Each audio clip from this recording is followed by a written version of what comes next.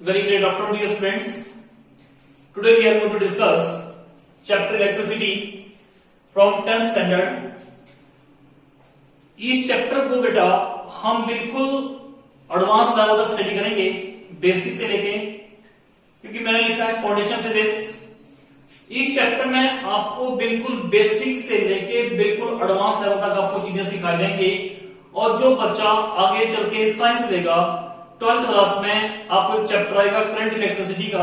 जो फॉर्मूले आप यहां सीखेंगे वो फॉर्मूले आपके बहुत काम आएंगे आपको अगली क्लासों में। तो बेटा आई होप आप इस चैप्टर को बहुत अच्छे से देखेंगे और बहुत अच्छे से सुनेंगे। और इस लेक्चर के अंत में आपसे मैं 4 या 5 क्वेश्चन पूछूंगा जो भी हम यहां स्टडी करेंगे। और जो बच्चा इनके आंसर जानता है वो कमेंट बॉक्स में मेरे को इसके आंसर बता सकता है। क्लियर?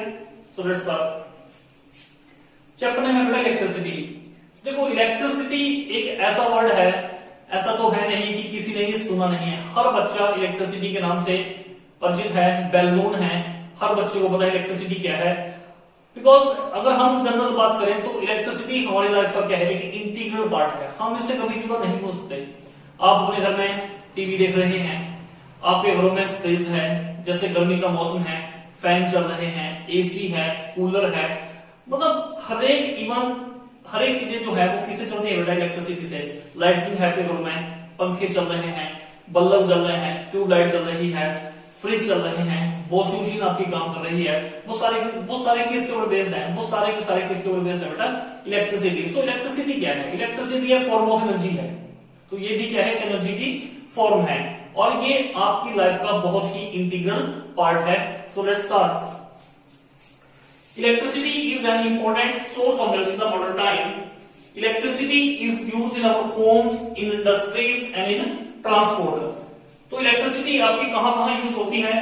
इलेक्ट्रिसिटी हमारे घरों में यूज होती है, इंडस्ट्री में यूज हो रही है और ट्रांसपोर्ट में इसका यूज होता है।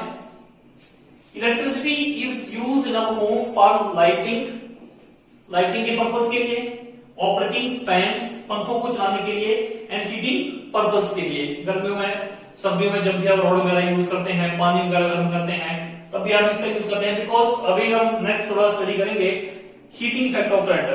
Because whenever current passes through a wire for a longer time, then the wire got heated, and this is known as the heating effect of the current.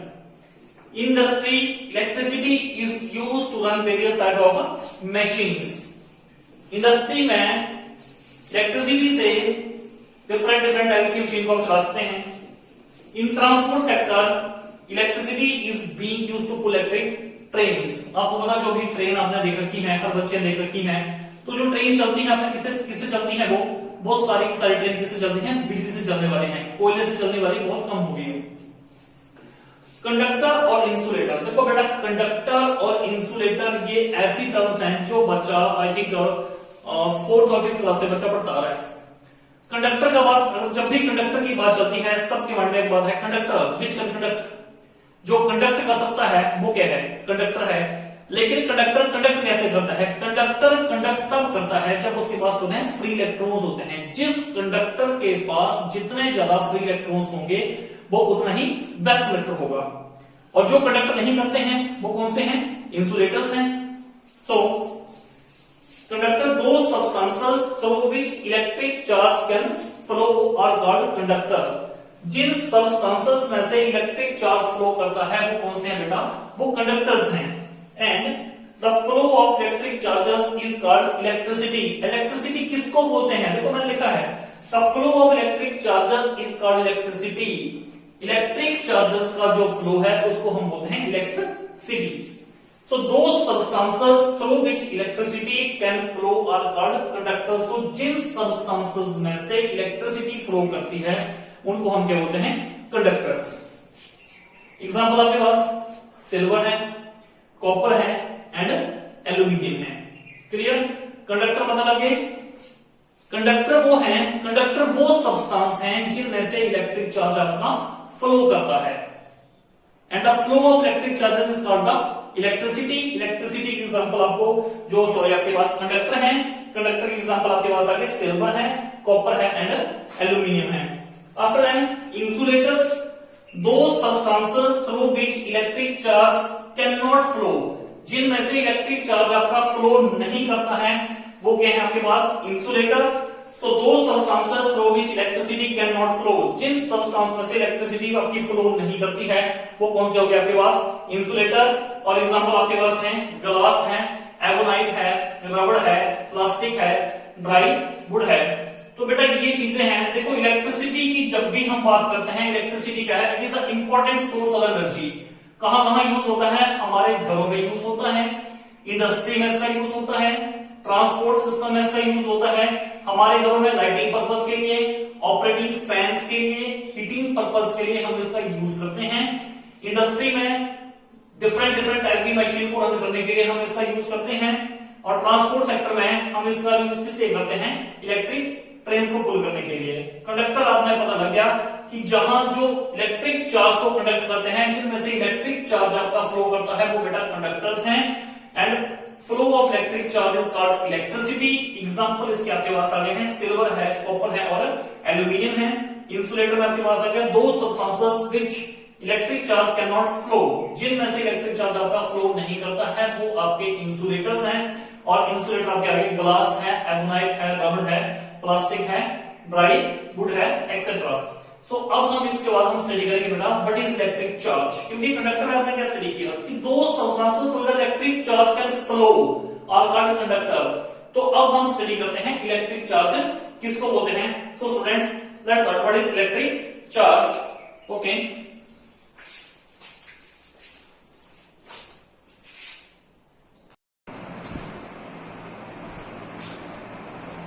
तो स्टूडेंट बड़े इलेक्ट्रिक चार्ज बड़ा किसको बोलते हैं, the additional property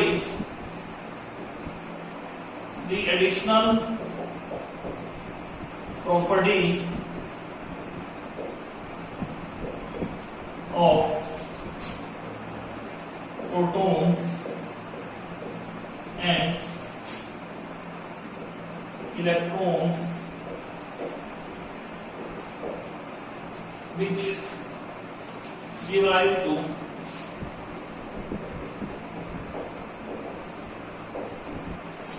electric force between them. What is electric charge? The additional property of protons and electrons which give rise to electric force between them is called as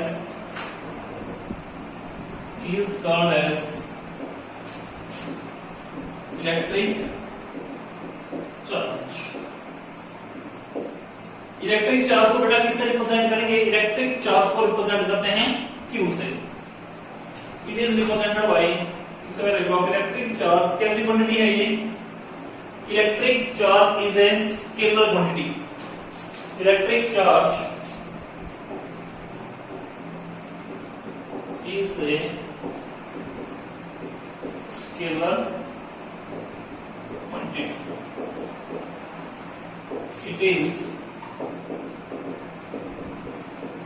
denoted by small q और small p से भी इसको represent कर देते हैं। Clear, ये proton possess charge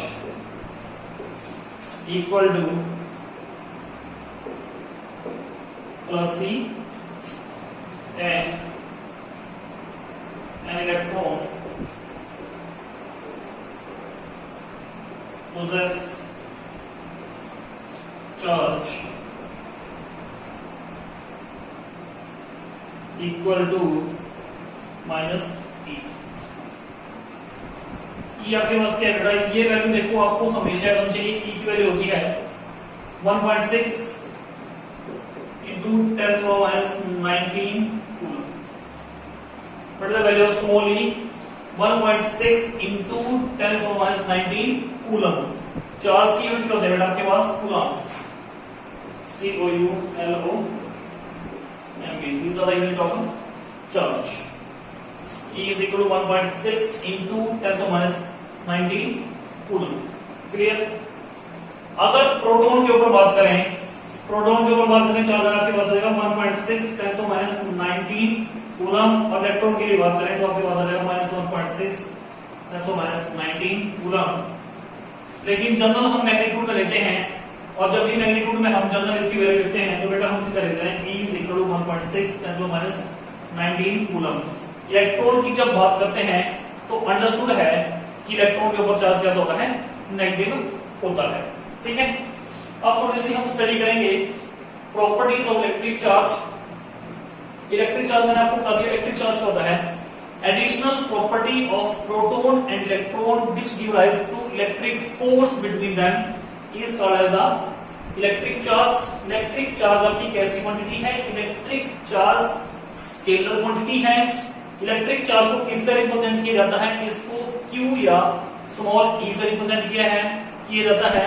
अगर proton के ऊपर चार्ज की बात करें प्लस E के वैल्यू होती है बेटा इसकी प्लस 1.6 इंटू 10⁻⁻19 कूलम, और इलेक्ट्रॉन की बात करें तो कितनी होती है -1.6 इंटू 10⁻19 कूलम. क्लियर.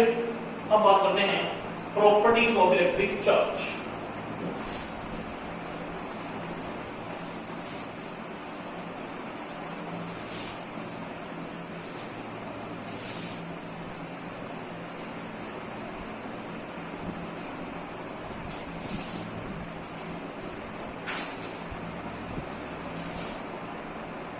तो उसके बाद आपको एक स्टडी करना है additive nature of charge.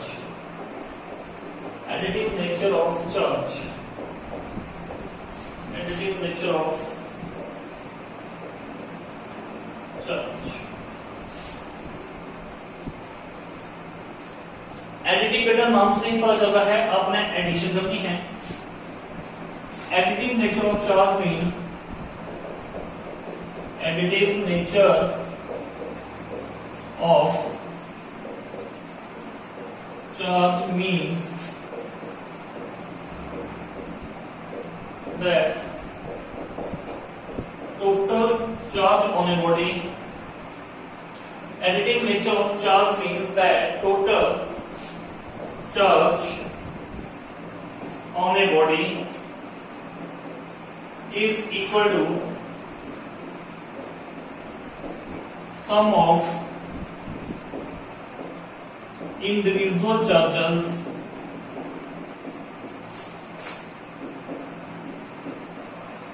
distributed on different parts of the body.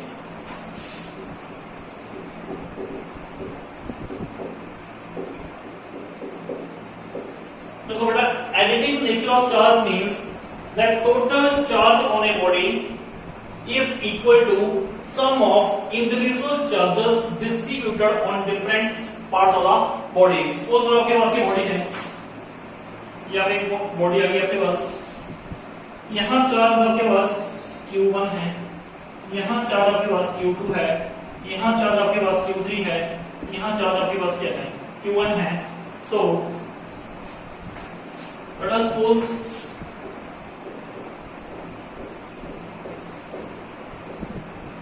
that we have a body. Let us suppose that we have a body having charges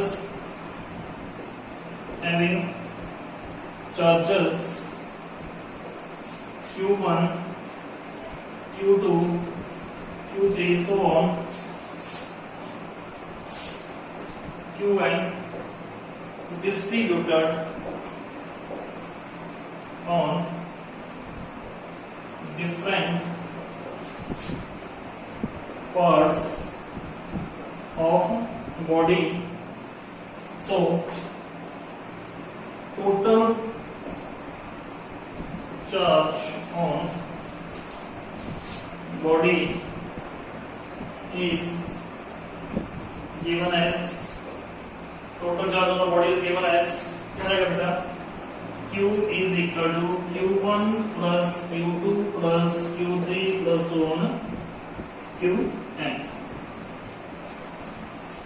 देखो हमने क्या कहा, एडिटिव नेचर, एडिटिव का मतलब हो गया बेटा आपने एडिशन करनी है। ये बॉडी है आपके पास, इस पर चार्ज क्या डिस्ट्रीब्यूट है Q1 Q2 Q3 so on Qn, तो उसके ऊपर टोटल चार्ज कितना आ गया, आपने सारे चार्जेस को क्या करना है, ऐड कर देना है, ठीक है कि नहीं। So additive nature of charge means that total charge on a body is equal to sum of individual charges distributed on different parts of the body. Let us suppose that we have a body having charges, आपके पास एक body है, ये वाली charges क्या है, इसके पास Q1 Q2 Q3 so on Qn distributed on different parts of the body, so total charge on the body is given as Q। total charge क्या करोगे आप सबको ऐड कर दोगे बेटा, Q1 plus Q2 plus Q3 plus so on Qn। This is the additive nature of a charge. तो charge की property आपके पास क्या है कि charge is additive in the nature, charge को आप ऐड कर सकते हैं। क्लियर है? Now come to the next, quantization of charge.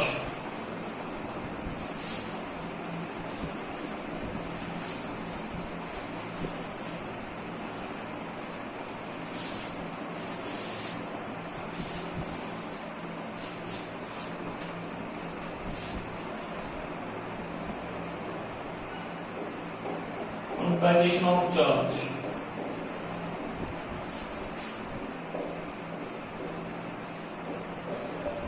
this is the most important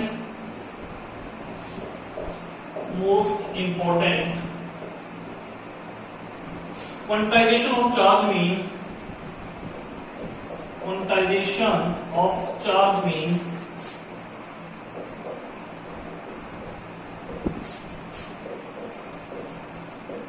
means that charge on a body is always integral multiple of plus minus। What is quantization of charge means charge on a body is always integral multiple of plus minus e, that is Q is equal to plus minus n e। n आपके पास क्या है बेटा, integer है ये, और n is equal to plus minus 1 plus minus 2 plus minus 3। Quantization of charge means charge on a body is always integral multiple of plus minus e। देखो मैं आपको समझाता हूँ, जब भी हम छोटे छोटे थे, बचपन में हम क्या करते थे, केवल आपने ऐसे पेन लिया और उसको ऐसे सिर में रख किया और ऐसे ग्राउंड में से हम क्या है कि जो उठाना स्टार्ट कर देते हैं, तो आपने देखा पेन के साथ क्या है, डस्ट या छोटे छोटे स्मॉल बिट्स ऑफ पेपर, छोटे छोटे कागज के टुकड़े इसके साथ लग जाते थे। अगर आप नॉर्मली एक कॉम को लें और कॉम को अगर आप जमीन में ऐसे करें, उसके साथ कोई भी डस्ट पार्टिकल नहीं चिपकेगा, लेकिन अगर उस कॉम को आप ड्राई हेयर में ऐसे रब करें तो वो क्या हो जाएगी, वो चार्ज हो जाएगी, और जब भी आप ग्राउंड में उसको ऐसे नीचे रखोगे तो वो डस्ट पार्टिकल को पिक कर लेगी। क्यों? वो उसके पास क्या गया, चार्ज आ गया। और चार्ज में आपको चार्ज की मैंने आपको क्या डिफाइन बताई, additional property of proton and electron which give rise to electric force. तो जो चार्ज हो गई मीन उसके पास क्या गई, फोर्स आ गई, तो वो चीजों को उसने उठाना स्टार्ट कर दिया वहां से। क्लियर? अब मैं आपको एग्जांपल देता हूं, मैंने आपको एग्जांपल दे दिया, ग्लास रॉड ले ली हमने और एक ले ली बेटा सिलिकॉन क्लॉथ। मेरी बात को आप बहुत ध्यान से सुने, मैं क्या कह रहा हूं। हमने एक ग्लास रॉड ले ली, एक सिलिकॉन क्लॉथ ले लिया। अब हमने इनको रब नहीं किया, जब तक हमने इनको रब नहीं किया, ग्लास रॉड के ऊपर चार्ज क्या है, 0, सिलिकॉन क्लॉथ के ऊपर भी चार्ज क्या है, 0। लेकिन जब हम ग्लास रॉड और सिलिकॉन क्लॉथ को आपस में रब कर देते हैं, तो रब करने के बाद ग्लास रॉड के ऊपर जो चार्ज आता है वो कैसा चार्ज आता है, पॉजिटिव, और सिलिकॉन क्लॉथ के ऊपर कैसा चार्ज आता है, नेगेटिव। मेरी बात और सुनना बेटा, मैंने कहा कि जब भी ग्लास रॉड और सिलिकॉन क्लॉथ को को हम आपस में रब करते हैं तो ग्लास रॉड के ऊपर जो चार्ज आता है वो कैसा आता है, पॉजिटिव, और सिलिकॉन रॉड के ऊपर चार्ज आता है नेगेटिव। अब ग्लास रॉड के ऊपर चार्ज पॉजिटिव क्यों आया है, ग्लास रॉड के ऊपर चार्ज पॉजिटिव क्यों आया है?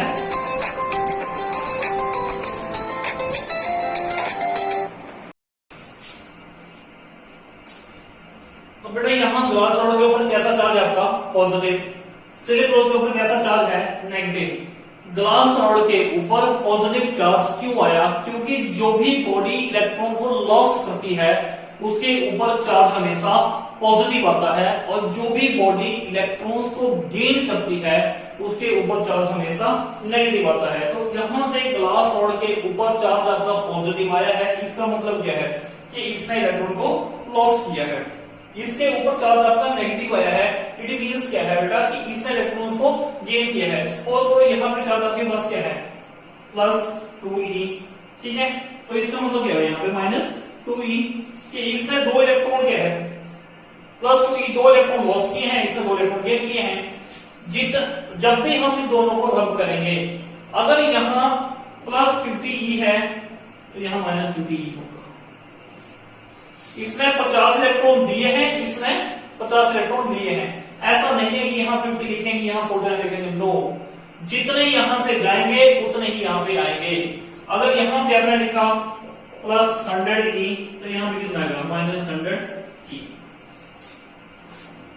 कि कहने का मतलब क्या है, इसने 100 इलेक्ट्रॉन लॉस किए हैं, इसने 100 गेन कर लिए। तो जो भी बॉडी इलेक्ट्रॉन को लॉस करती है उसके ऊपर चार्ज हमेशा पॉजिटिव आता है, और जो भी गेन करती है उसके ऊपर चार्ज हमेशा नेगेटिव आता है। Now come to the point, quantization of charge में मैंने कहा, quantization of charge mean charge on a body is always integral multiple of +-e, कि जब भी एक बॉडी से दूसरी बॉडी के ऊपर इलेक्ट्रॉन जाएंगे they go in the form of the complete number. N आपके पास क्या है, इंटीजर है, ठीक है। अगर n की वैल्यू 1 है तो q की वैल्यू कितनी आ जाएगी, e, n की वैल्यू 2 है q की वैल्यू कितनी आ जाएगी, 2e, n की वैल्यू 3 है q की वैल्यू कितनी आ जाएगी, 3, प्लस माइनस है +-e, +-2e, +-3e। इसका मतलब क्या है कि देखो, quantization of charge mean charge on a body is always integral multiple of +-e, कि कभी भी बॉडी के ऊपर जो चार्ज होगा वो किसकी फॉर्म होगा, it must be the form of complete number, complete number होगा। एक बॉडी देखो, ये हमसे क्या पता चलता है कि इसने 2 इलेक्ट्रॉन लॉस किए हैं, इसने 2 लिए हैं, इसने 50 इलेक्ट्रॉन लॉस किए हैं, इसने 50 लिए हैं, इसने 100 इलेक्ट्रॉन लॉस किए हैं, इसने क्या है 100 लिए हैं। So quantization of charge mean charge on a body is always integral multiple of +-e, +-e complete number में होगा बेटा, +-ne, n की वैल्यू आपके पास क्या, 1 2 3 4 5 6, एनी नंबर, कोई भी नंबर आपका हो सकता है। But charge on a body, एक चीज यहां पे note, but charge on a body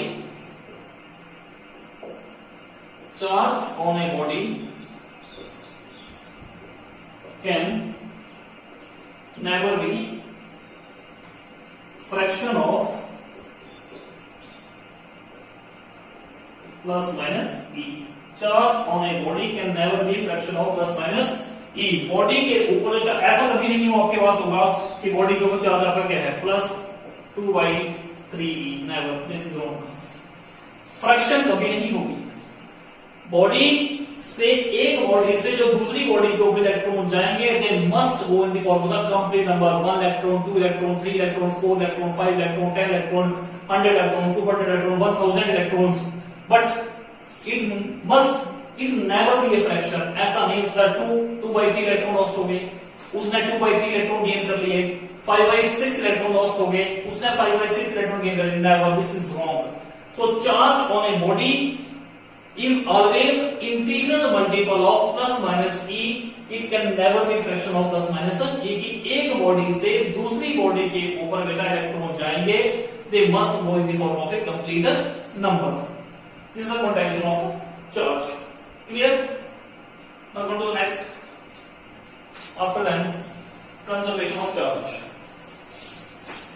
Conservation of charge.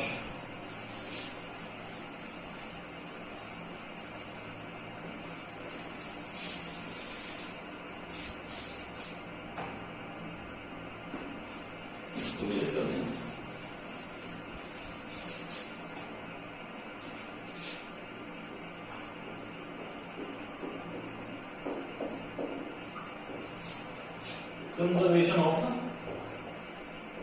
charge. Conservation of charge states that conservation of charge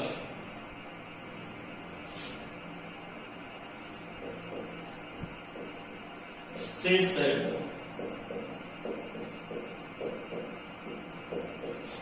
charge on a body that for an conservation of charge states that for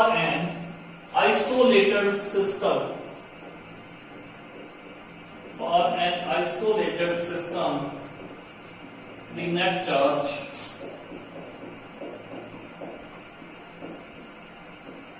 always remains constant. Conservation of charge states that for an isolated system the net charge always remains constant. Clear? अब सबसे पहले बात करते हैं isolated system कौन सा होता है बेटा? Isolated system is that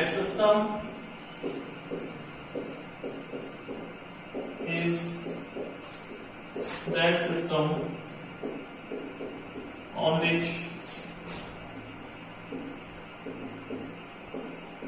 no external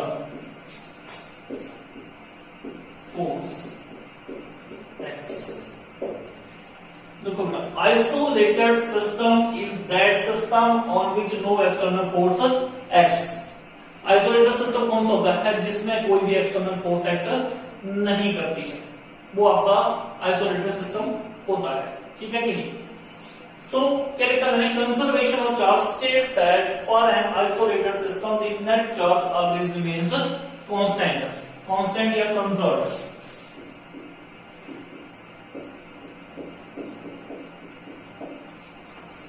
Conservation of charge states that for an isolated system the net charge always remains conserved.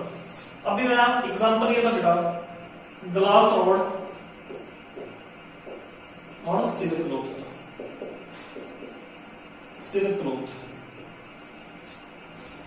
अभी मैंने आपको जस्ट बताया कि बेटा ग्लास रॉड और सिल्क क्लॉथ को जब भी रब करेंगे, ग्लास रॉड के ऊपर कैसा चार्ज आएगा?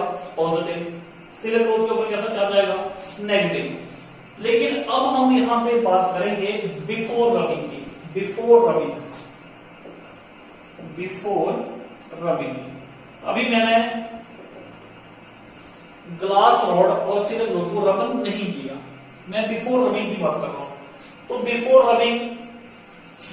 Rubbing charge on glass rod कितना है बेटा? 0। रब ही नहीं किया। चार्ज ऑन सिल्क क्लॉथ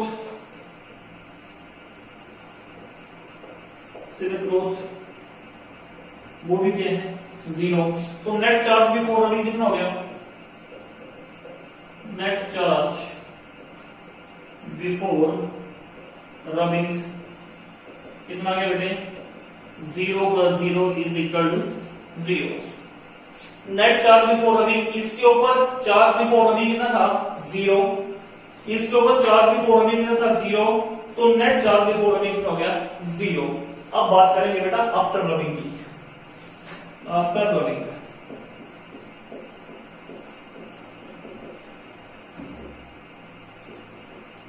की मैं आपको बताता हूं। अभी मैंने आपको एग्जांपल दिया कि जब भी ग्लास रॉड और सिल्क क्लॉथ को रब करते हैं, ग्लास रॉड के ऊपर बेटा कैसा चार्ज आता है? पॉजिटिव।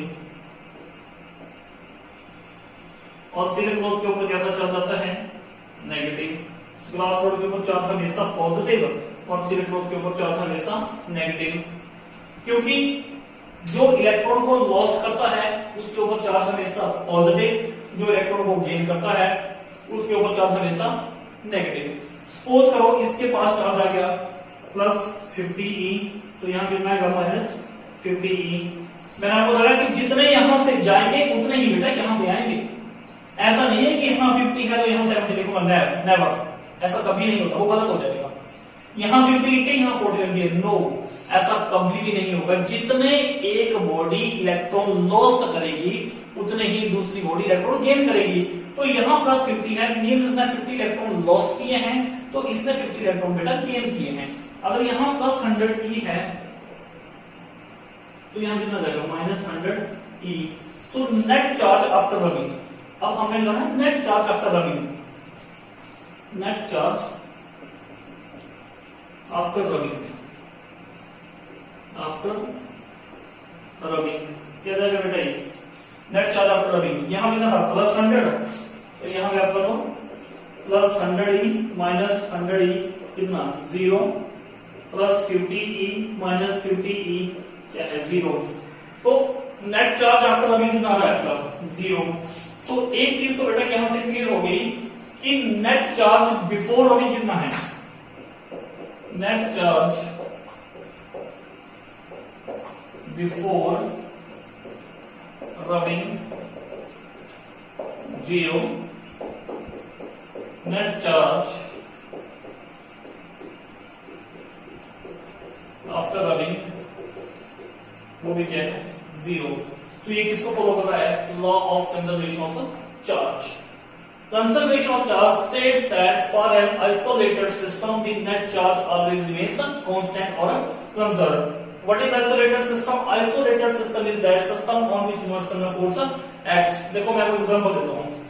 जल्द जैसे दो लोगों की आपस में लड़ाई हो जाती है और तीसरा बोल पड़ता है यार ऐसे करो, लोग क्या कहते हैं, अरे तीसरे को बोलने की जरूरत नहीं है, आपस की बात है। तो आपस की बात है तो वो कैसा सिस्टम हो गया, आइसोलेटेड, नो एक्सटर्नल फोर्स, तीसरा नहीं चाहिए, बाहर वाले की जरूरत नहीं है, ठीक है कि नहीं। तो that is the isolated system बेटा। तो आई होप ये आपको समझ आ गया होगा, क्लियर है बेटा। Net charge before rubbing 0 and net charge after rubbing 0। मैंने क्या कहा कि for an isolated system the net charge on the body always remains conserved. जितना पहले होगा उतना ही जाएगा बाद में। लेकिन मैं यहाँ किसकी बात कर रहा हूँ, टोटल चार्ज की बात कर रहा हूँ, मैं टोटल चार्ज की बात कर रहा हूँ बेटा, इंडिविजुअल चार्ज की नहीं। क्योंकि टोटल चार्ज बॉडी से पहले कितना था 0 और बाद में भी कितना आया 0। देखो इंडिविजुअल चार्ज चेंज हो सकता है, इसका चार्ज चेंज हो गया, इसका भी चेंज हो गया, लेकिन टोटल कितना होगा 0। तो हम यहाँ जो बात करेंगे वो किसकी बात करेंगे, the net charge always remains constant, total charge always remains constant. Clear. Now let's come to conservation of charge हो गया।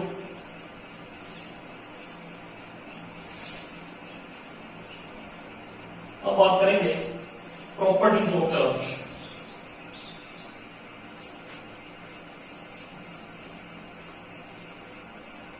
प्रॉपर्टीज ऑफ चार्ज में बेटा आपने वही करना है जो आपने अभी स्टडी किया है।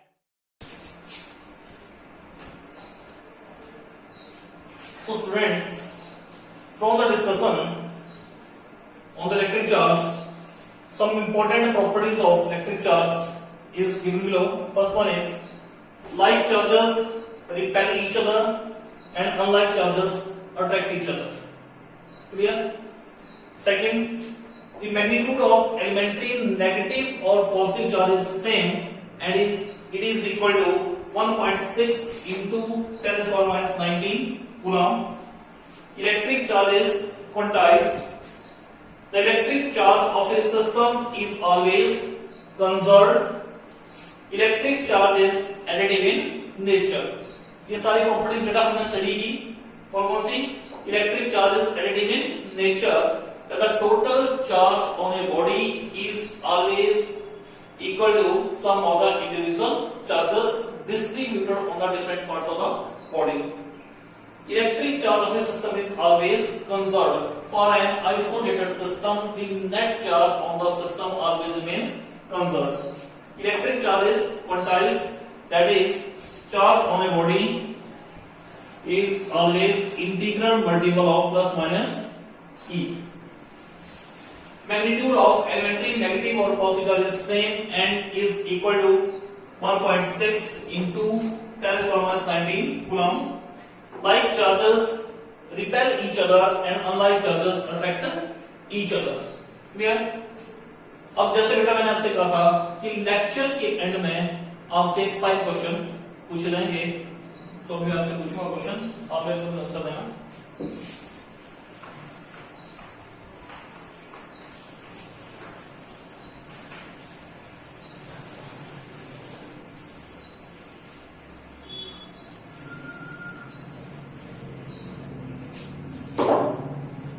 First question is, question number first, what are the SI unit of electric charge? What are the SI unit of electric charge? Question number second, in questions के आंसर आप मेरे को कमेंट बॉक्स में दे सकते हैं। Question number second, how is mass affected on charging? How is mass affected on charging? Question number third,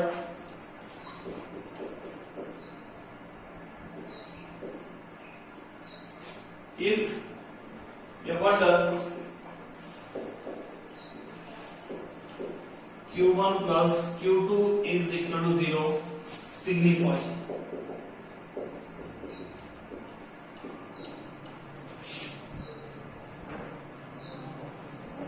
If Q1 Q2 greater than 0, what is the nature of force between them? What is the nature of force between them? If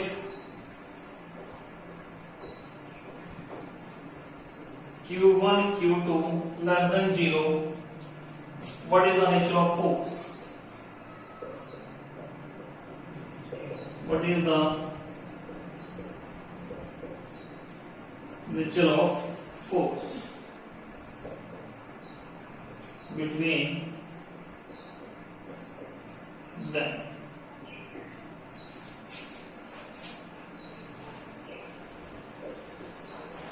Give 5 example of conductors and insulators. Give 5 examples of conductors and insulators. Which metal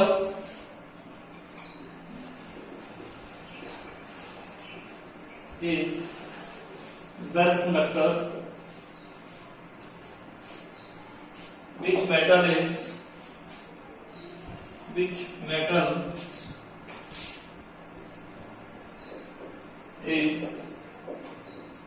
best conductor and why? Clear? So students, in questions के जवाब बेटा मेरे को आपने देने हैं। Clear?